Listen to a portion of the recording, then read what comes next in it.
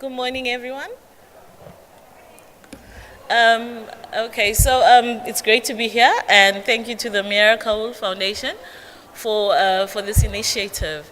So basically, my topic is going to be talking about entrepreneurship in Africa, and basically also then going on into STEM entrepreneurship and potentials for women in Africa.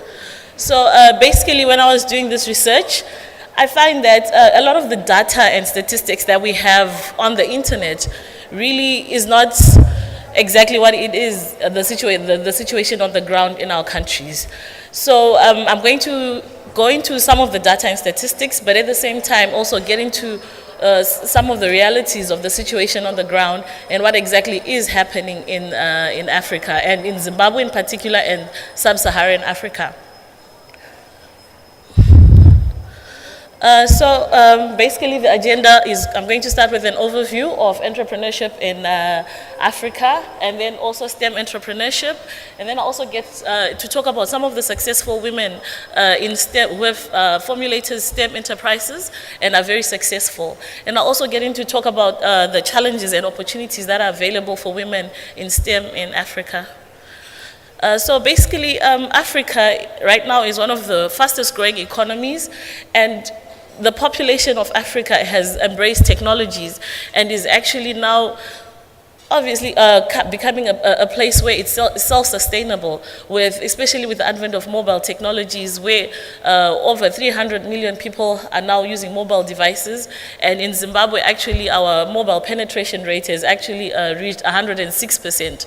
So that means every part of the country is connected, rural and urban. And then the opportunities now for developing products and solutions, and also for people transacting, is actually exceeding the perceived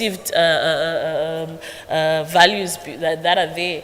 And especially now for women, it's an opportunity for them to connect, to do business, and to engage in banking services. For example, the mobile banking systems in Africa now, the mobile banking systems have actually overtaken the traditional banking systems, where we have, let's say, for example, in Zimbabwe, 10% of the population was using the banks, and now with mobile technologies, everyone with a smartphone is banking and exchanging money, and that is actually generating more revenue for the country. So basically with statistics with the African economy, where they're saying that it's one of the fastest growing economies, and its GDP has exceeded that of Russia, and also going closer to that of Brazil, with over 1.5 trillion US dollars in 2009 alone.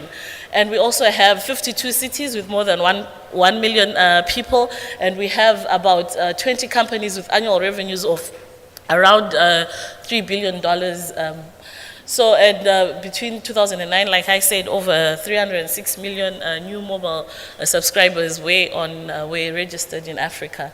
So obviously, in terms of natural resources, which is something that we've been traditionally known for, Africa is very rich in natural resources and mineral resources. But in terms of its contribution to the GDP, it's actually natural resources are only contributing to 24% of the actual GDP for Africa. So that means other sectors like the technology sector are actually now beginning to contribute more in terms of the actual GDP for Africa, and the growth potential, especially with the advent of mobile technologies, is actually exceeding the normal expectations. So when we look at entrepreneurship in Africa, entrepreneurship is one of the key survival modes for people in Africa. So we have maybe 80% unemployment rate, but that doesn't mean people do not have money, and that doesn't mean people are not surviving. So basically what happens in Africa is, or in my country, for example, I will really go and zone in on Zimbabwe so that I don't assume a lot about all the other countries in Africa. So basically, a person is able to survive by reselling vegetables, and is able to send their children to school, is able to buy a house, build a house, buy furniture. But those contributions are actually not factored in calculations in terms of the economic performance of the country.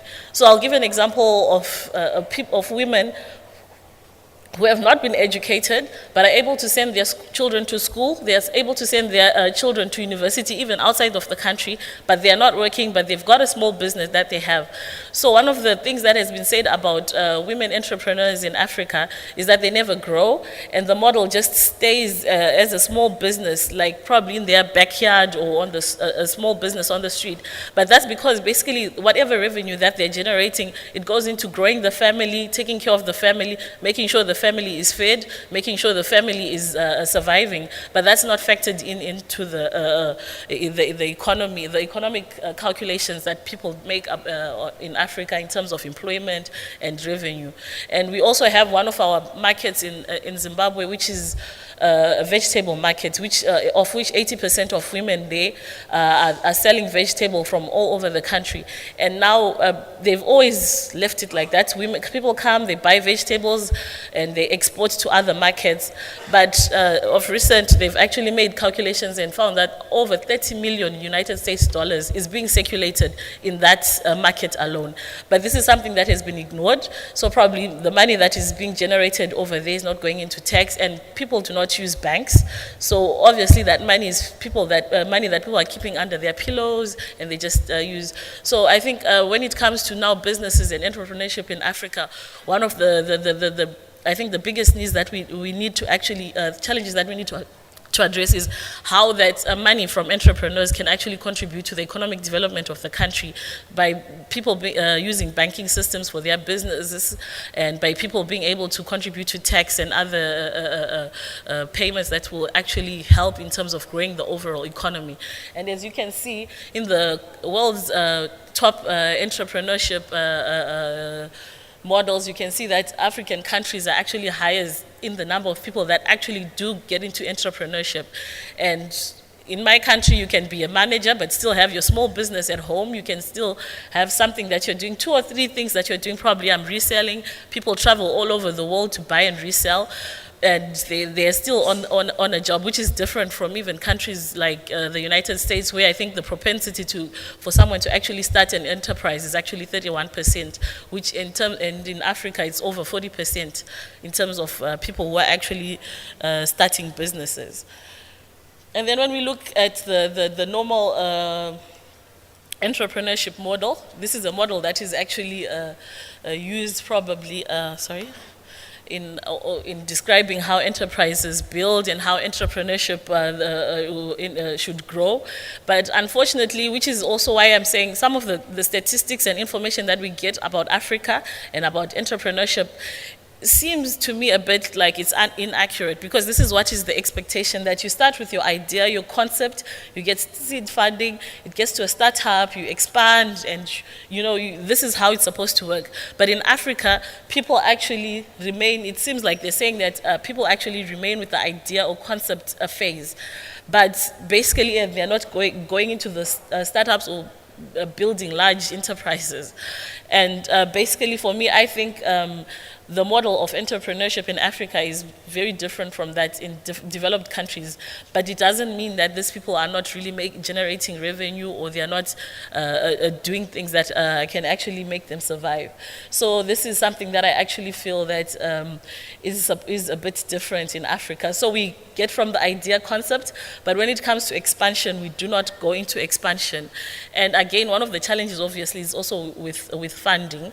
You can survive, you can cover the country, but in terms of growing and then also exporting, people do not actually export. We actually have middlemen exporting our own products into outside markets. And I think now with the advent of technology and more e-commerce platforms, I think now is the opportunity for African enterprises to actually grow and connect with the rest of the world. And actually, I think in the next few years, as people are now taking up technologies, this is actually going to change, and we'll have the enterprises actually growing and booming into big industries. So factors that affect entrepreneurship, one of the things that about Africans is that we don't have a fear of failure when it comes to entrepreneurship. We don't fear. We just started, and maybe because probably the risks are lower. For a startup in America, probably you need $100,000, you need $1 million, but in Africa with $100 you you can start something and you can start growing that thing maybe within the local context and not really going into being an international enterprise. So as you can see, African countries will have less in terms of fearing of failure, with just about 15% of people actually fear, they're saying that they fear failure. And this is according to the Global Entrepreneurship Monitor that has actually done a study on this. So we have early stage entrepreneurial activities, and this is higher than the rate of employment. So employment is actually taking place in people starting their own businesses. And then we have increased propensity, of course, to start the enterprises. And obviously a lot of people talk about regulations, tax, corruption being factors that stop them from engaging in entrepreneurship. And women entrepreneurs are actually higher than the male entrepreneurs, and the conditions are the ones that are not favorable for women to engage. So some of the factors that stop women from engaging, which actually are perceived to be not conducive for them, are child rearing and all that. So I'm sorry, I'm going to run because I think my time is running out. But now when we get into science and technology entrepreneurship in Africa, the challenge is that most of that is happening in university in terms of science technology. So in science technology, we have that happening, and you have the normal commercialization stage where you have people researching, getting innovative ideas, and then going to the commercialization phase. But now that has only been restricted to universities. But now with the advent of technology hubs and ICTs in high tech, it's now different because we now have a lot of technology hubs that are coming. I think there are over 174 technology hubs that have actually started in Africa, and they've now changed the landscape of science and technology entrepreneurship in Africa. But at the same time, they're taking in models that are coming from developed countries, and they're not really adapting and adopting them to the normal conditions in Africa. But I think with the work that is happening in terms of the low barriers of entry, in terms of ICTs, there's a lot of growth in the sector in terms of the applications, the mobile money, the M-Pesas, the Econnets, that are actually multi-billion-dollar companies that are coming out of these technology hubs. So one of the things that I actually wanted to talk about is that our women are not getting into STEM only because of the fear of failure, which I think some of the speakers have highlighted.